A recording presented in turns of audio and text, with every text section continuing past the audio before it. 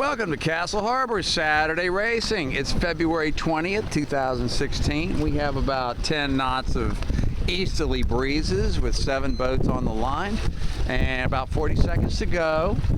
And everybody seems to think that the race committee boat's favored because they're setting up over here, but we tried to favor the buoy end a little bit. And this boat, Celia, is trying to get a safe leeward ahead of everybody, but they're going to get rolled by the green boat if they don't watch out. 20 seconds to go. Let's get up here on the line.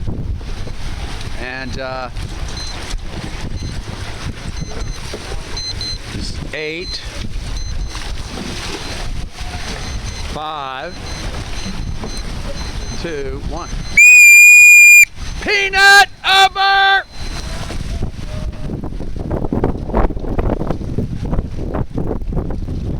All clear! Alright, so it looks like Violet and Barbara Ann got the best starts. Filbert here needs to watch out for our anchor line because it does extend out quite a ways, but they're going to be fine.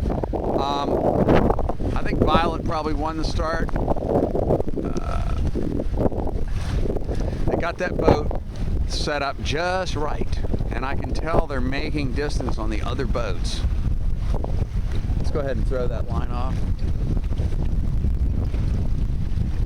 I think Peanut would have had a good start if they just weren't too early. And I highly recommend that you have a lookout in addition to the helmsman, who is always looking at where you are in relation to the starting line and, you know, reminding the helmsman, you're over the line, or you're going to be over the line, so you better, you know, head back down, because I think they could have easily prevented that. Now, right now, Cashew's looking really good. Let's see what happens here. We're sailing a windward leeward course with an offset mark. Here we are about 40% up the beat, and we have a group of boats that went left, and we have 2 boats that went right. And Filbert is looking pretty good over there. It all depends on where that wind shifts to see which parts of the fleet gained. If it goes right, these boats on the right are gonna cream the boats on the left. Right at the moment, it seems like they did. It feels like the wind did shift to the right a little bit. And the dark blue boat Paul's looking really good. Actually, they may have moved in front of this fleet because of a wind shift to the left over here. Alright, so the blue boat Paul is leading this race, and they headed left and caught a little bit of a left shift, and have now moved into first. They got that boat moving real well. Now Andy Buys is steering this boat over here, Violet, and they're doing well too. There's a little more pressure here to the left. So Paul may have benefited from being in a little higher pressure than the boats that went right. Here we are at the weather mark, and Paul is rounding first. And that's Cliff and Leo. And here comes Andy, followed by Peanut, who snuck in there. Tacked in front of Cashew, but Cashew had more momentum and gained an inside overlap, so they were entitled to room at the mark. Here's Filbert, and Celia's having a little trouble laying the mark. They had to luff up, but I don't think they have enough momentum. They're going to have to tack around, so they didn't judge the lay line very well. Alright, so we're going on the short reach of our course, and then the boats will head dead downwind to the finish. Wow, this is a really tight fleet. That's great. Makes for fun racing. All right, here we are at the reaching mark, and the boats have split jibes. It looks to me like port tack is a little closer though, and a little faster. And I think that Violet is doing a good job. They're going to pull ahead because they're on the favored jibe. I think it's just a little bit closer to the wind there on port tack. I think they're going to pass the blue boat, Paul. All right, so, well, Violet didn't pass the blue boat, but Violet should head up. They're not going in the right direction. See, there's the finish mark, and then the committee boat's going to be over there. There's a dark fender in the water marking our anchor line, and so they could head up 15 degrees, and they would pass them. See, they're just not heading on the fastest angle of sail to produce the most speed to get to the finish line first. So I think they could have maybe done that a little better. Now this green boat, Peanut, could jibe over onto starboard, and they would have the rights over all of these boats. And that's what I would do. I would jibe over and force them up, and then when you jibe back, they would have a clear lead ahead of this pack, and nobody could pass them. I think tactically that's a good move. Paul's going to finish first, followed by Violet, then Peanut, and let's see what else happens here. Better write these down now. Here we are at the start of race number 2, and we've shifted the line around to hopefully favor the buoy end, but these boats still are acting like the committee boat end's a little favored. 40 seconds.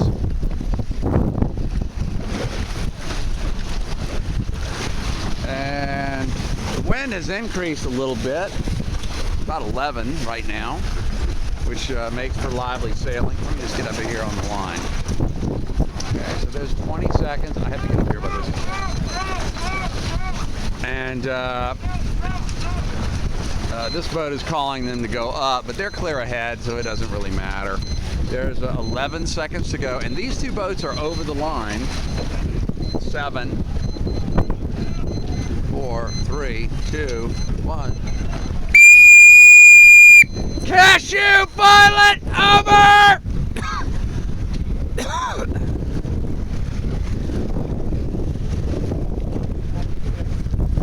Cashew, clear! Alright, so Violet was over and they didn't go back. Paul started late, but they don't look too bad. So we have to score Violet as OCS. That means on the course side or over the line.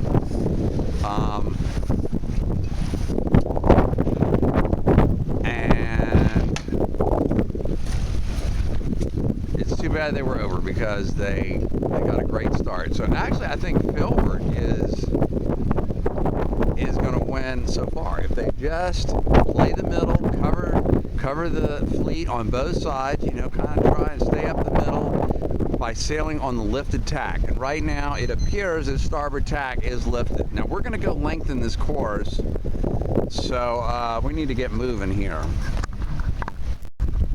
We're at the weather mark, and look at that Violet being steered by Burley, who's around first. That's the British team. We kind of divided up everybody into sort of different nationalities where their ancestors were from. So the British team is in first, followed by, look at Taffy steering Cashew. And then we have the French team in third, followed by the Spanish team in Peanut. Now, if you had checked in prior to the start of race number 2, you would have been advised that we were going to change the course. We were going to lengthen it, and which we did. And that's the change of course flag that also tells you that we changed the course. And so 3 boats mistakenly almost went around the wrong mark. They went around the old reaching mark, which we didn't have a chance to pick up in time, and so they kind of sailed out of their way a little bit. And so I think that the French team would have maybe been winning if they wouldn't have gone for that wrong mark. So it pays to check in before each race. All right, now, boats are heading on the run to the finish. And I think Andy's making the same mistake here in Violet that he made the last time. In other words, you can barely see the starboard end of the line. Okay, the mark is there, and then over here is the dark buoy marking where the race committee boat is. Now he should head up as high as he can to get that boat going the maximum speed possible for the fastest course to the finish line, and he's just heading too far down below. So he's risking having boats pass him. And I think these other boats that are heading on a higher course are doing the smart thing. They're heading on the fastest course possible to the finish. And you know, you want to continue on until on that fastest course, and if you're overlaying the finish line by just a little bit, it's okay to have to jibe at the end. You won't lose much, but you'll gain so much more going at a hotter angle toward the finish line. All right, so Violet and Cashew are here in front of the fleet, and I think Violet needs to head up, okay, because they're going to get rolled by Cashew if they don't, and they can still finish if they head up 20 degrees, and they're going to be much faster.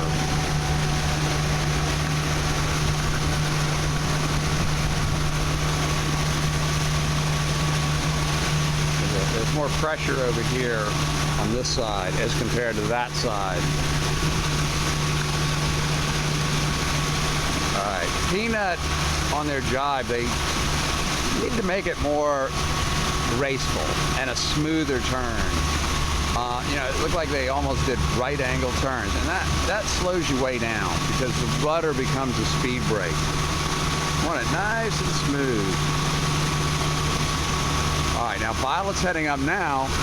Good. We have a little duel going on here between Cashew and Violet. And if Violet jibes, I'm sorry, they're both on starboard. So right now Cashew's in control. They can take them up. And they should take them up, I think, to the port jibe lay line. And that way they preserve their lead. But they got to be careful when you're getting into battles like this that you don't lose sight of the war. Because you can win battles but lose the war. Here come the French team. And they may sneak in here if these two get carried away and go crazy and go way far away. But what the yellow boat should do is go right to the port jibe lay line and then jibe over, and then they're clear ahead of Violet. Okay, so they're battling over there. Meanwhile, French team's coming in here fast, and they should head up a little more to gain a little more speed. Yeah, and they're probably going to win. Okay. So the French team is going to sneak in here, and they are going to get Violet first, Filbert second, Cashew third. And then it looks like Peanut's going to be fourth, Paul fifth, Barbara Ann sixth, and Celia seventh. Alrighty. Wow, the sun's coming out. It's looking really nice. And their main is way too strapped. Alright, we're going to get started on the next race. Here comes one of the catamarans racing. I think this is one of these new Hobie newfangled contraptions with an axe bow, which gives it a better ride. Supposedly doesn't pitch as much. Alright, so we're going to get started here in just a moment on the third race. Here we are at the start of race number 3. And the wind has increased again. It's now 12 knots. And this boat is barging. They have no rights to go in here. This is our Spanish team. 30 seconds to go.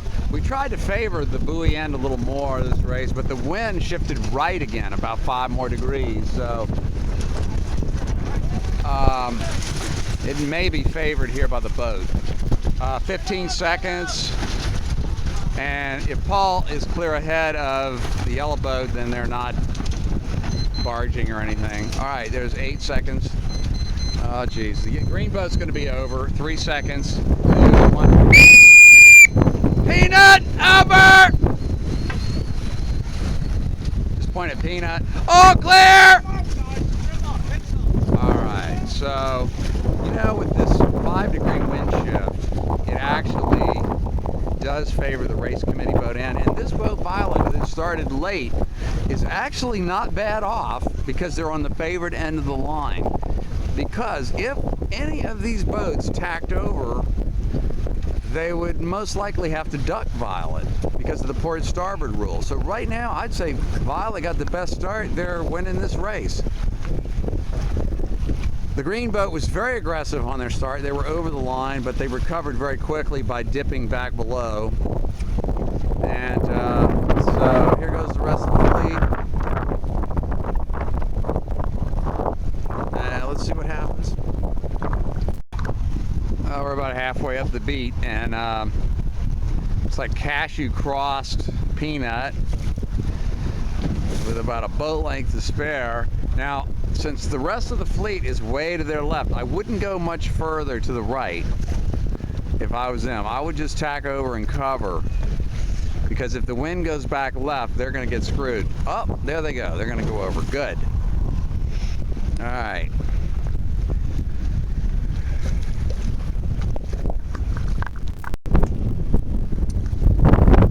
Now we're about 3/4 the way up the beat, and it looks like Violet gonna cross everybody and be in first place, stay in first place. I think they went a little too far left. Should have stayed more up the middle, but they're doing great. They're doing fine. They're winning right now.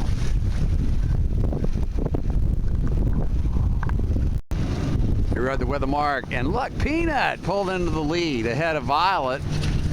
They went left, and I think they caught a little shift over there to the left, which put them ahead of Violet. Now, you know, Violet could have avoided that by covering, by staying right up the middle, but they're pretty fast on these downwind legs, and they may catch them back.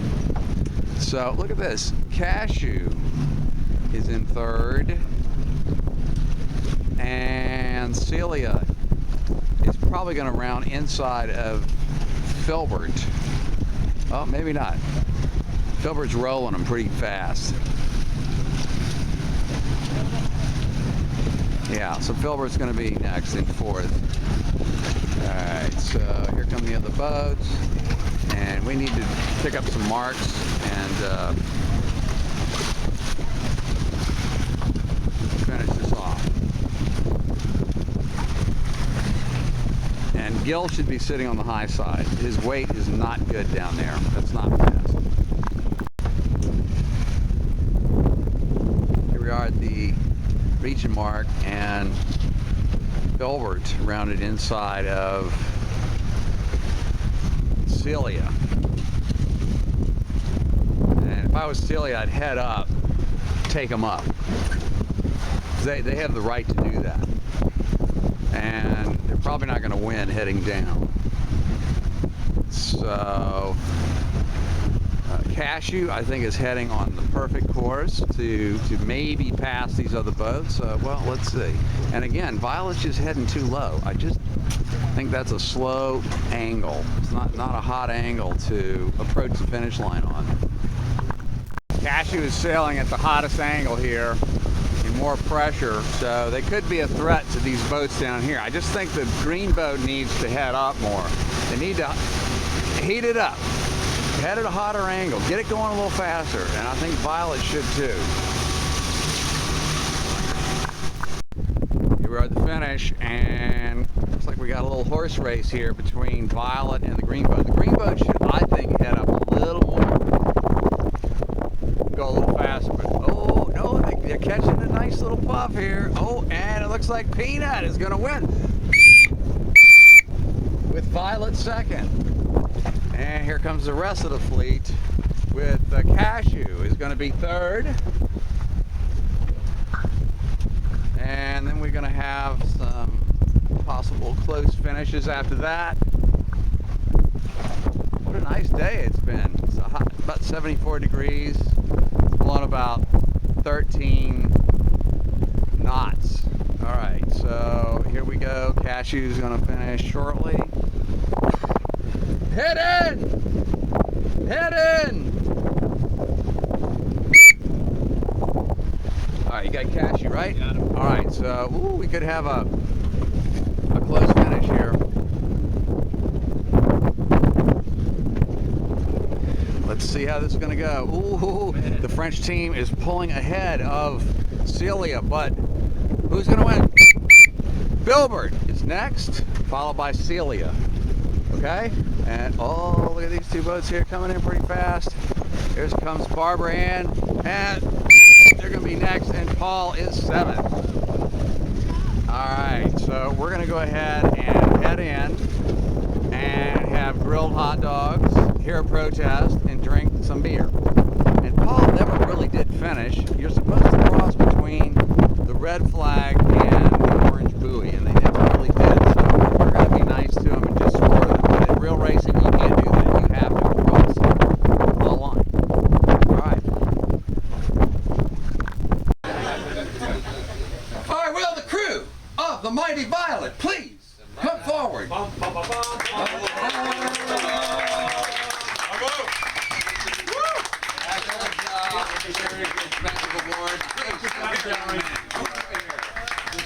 Your award. So thank good job. We're very lucky because Sasank gave us some of Larimore's, inside tips.